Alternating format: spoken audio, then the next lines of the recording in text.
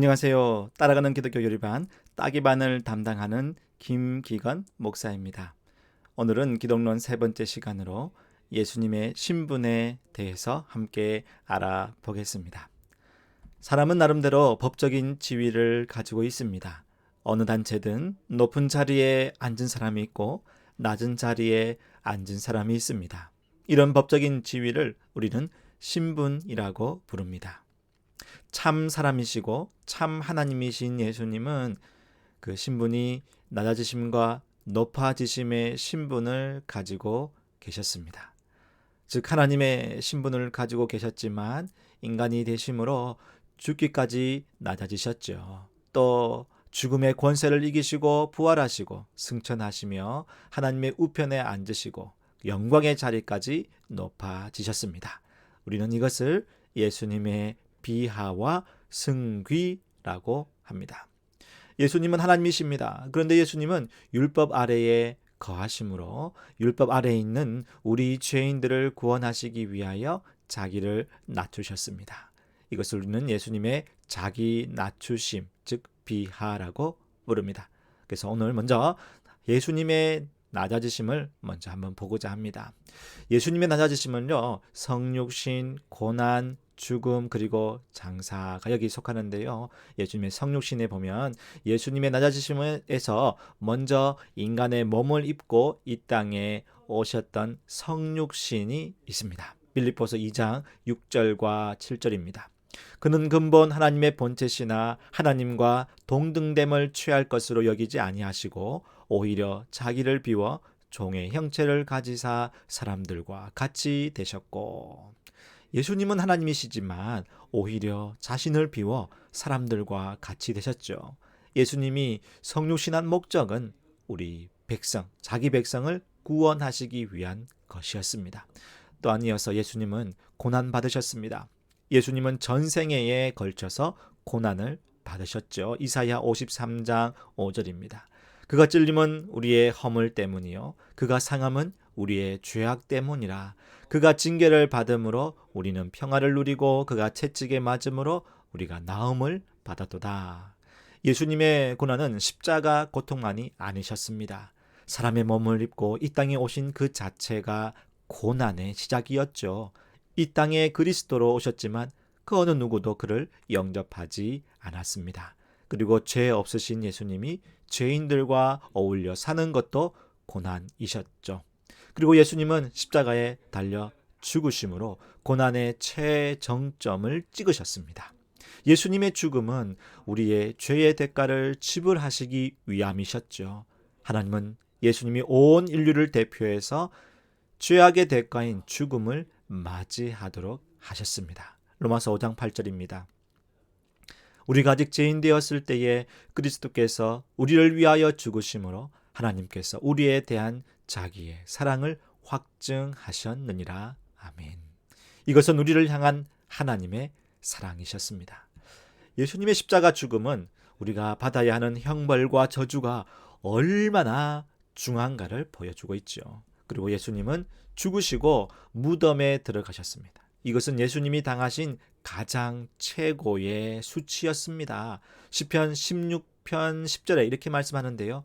이는 주께서 내 영혼을 수월에 버리지 아니하시며 주의 거룩한 자를 멸망시키지 않으실 것임이니이다. 인간은 죄로 말미암아 그 죄의 형벌로 말미암아 흙으로 돌아가게 되었죠. 하나님이신 예수님이 무덤에 매장되었다는 것은 인간이 흙으로 돌아가게 되는 그 자리까지, 가장 낮은 자리까지 낮아지셨음을 의미합니다. 이제 예수님께서 십자가에서 죽으심으로 율법의 요구에 완전히 복종하신 다음 그 지배로부터 벗어나 본래의 존귀와 영광의 자리에 오르셨습니다. 이것을 예수님의 높아지심, 승귀라고 하는데요. 여기서 볼 것은요, 예수님의 의는 변함이 없다는 것입니다. 율법의 요구를 완전히 복종하셨기에 의롭다는 것이 아니라 본래 예수님께서 어려우셨다는 것은 우리는 잊어서는 안 됩니다. 예수님의 높아지심은요, 부활, 승천, 영광, 재림 이렇게 볼 수 있습니다. 먼저 예수님은요, 부활하셨습니다. 부활은요, 죽음 이후에 무덤에 머무르는 것은 가장 낮은 자리에까지 낮아지는 건데 그 죽음의 권세를 굴복시키시고 부활하셨습니다. 예수님의 부활은 그가 하나님의 아들이심을 확정시켜 주었죠. 로마서 1장 4절입니다. 성결의 영으로는 죽은 자들 가운데서 부활하사 능력으로 하나님의 아들로 선포되셨으니 곧 우리 주 예수 그리스도시니라. 아멘. 예수님의 부활은요, 성도의 부활과 영생을 보장하는 근거가 됩니다. 예수님은 죽은 자 가운데서 다시 살아나사 잠자는 자들의 첫 열매가 되심으로 그 다음 성도가 부활할 것을 보증해 주셨지요. 또한 예수님은 승천하셨습니다. 예수님이 승천하신 이유를 우리가 성경에서 찾을 수 있는데요, 우리가 거할 처소를 예비하기 위함이라고 하십니다. 요한복음 14장 3절입니다. 가서 너희를 위하여 거처를 예비하면 내가 다시 와서 너희를 내게로 영접하여 나 있는 곳에 너희도 있게 하리라. 아멘. 이처럼 예수님은 죽음을 이기시고 부활하시고 승천하셨습니다. 우리가 보았던 그대로 다시 오실 것이라고 약속도 해주셨죠. 이어서 보실 것은요, 예수님이 하나님의 우편에 앉으셨다는 것입니다. 예수님은 승천하신 후 하나님의 우편에 앉으셨죠. 이것은 교회와 우주 만물에 대한 통치권을 가지고 계시며 그의 합당한 영광에 참여하게 되셨음을 가리킵니다. 베드로전서 3장 22절 말씀인데요. 그는 하늘에 오르사 하나님 우편에 계시니 천사들과 권세들과 능력들이 그에게 복종하느니라. 하나님의 우편에 계시면서 온 우주 만물이 예수님께 복종합니다. 경배합니다.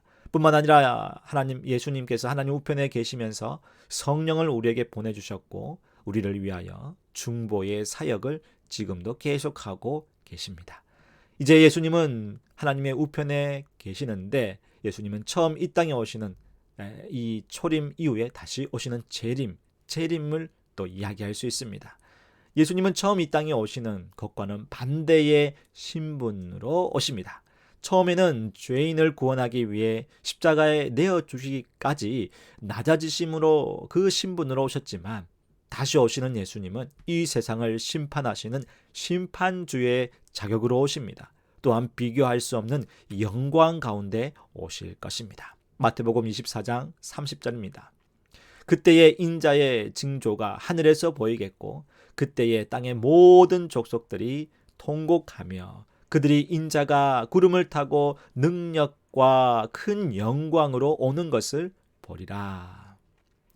예수님께서 이렇게 오시는데 다시 오셔서 세상을 심판하시는데 각 그 행위에 따라 심판하십니다. 요한계시록 20장 12절인데요. 또 내가 보니 죽은 자들이 큰 자나 작은 자나 그 보좌 앞에 서 있는데 책들이 펴 있고 또 다른 책이 펴져 있으니 곧 생명책이라. 죽은 자들이 자기 행위를 따라 책들에 기록된 대로 심판을 받으니. 이처럼 불신자에게 그날은 심판의 날이지만 믿는 성도에게는 그날이 구원의 완성의 날이 됩니다. 예수님은 그의 백성들의 구원을 완성시키기 위하여 재림하실 것입니다. 또한 데살로니가 전서 4장 16절을 보시면요. 주께서 호령과 천사장의 소리와 하나님의 나팔 소리로 친히 하늘로부터 강림하시리니 그리스도 안에서 죽은 자들이 먼저 일어나고. 믿음을 가지고 죽은 자들은 거룩하고 영광스러운 몸으로 부활하여 새하늘과 새 땅에서 영원토록 하나님을 찬양하게 되지요. 예수님의 낮아지심과 높아지심, 비하와 승귀는 우리 믿는 성도들과는 깊은 관계가 있습니다. 예수님의 낮아지심을 인하여 우리는 죄와 허물에서 용서함을 받았습니다. 또한 예수님의 높아지심으로 인하여 우리는 의롭게 되었고 또한 영화롭게 됩니다. 예수님의 낮아지심으로 우리가 큰 은혜를 받았던 것을 잊지 마시고 예수님의 겸손을 따르며 그리스도인으로서 고난받는 것을 부끄러워하지 말아야겠지요. 또한 예수님의 높아지심으로 영광에 이르신 것처럼 예수님 안에서 하나님께 담대히 나아가면서 우리를 위해 예비된 은총과 축복을 누리는 그런 영광스러운 인생을 사시길 주님의 이름으로 축복합니다. 여러분, 함께 해주셔서 감사합니다. 참 잘하셨습니다. 감사합니다.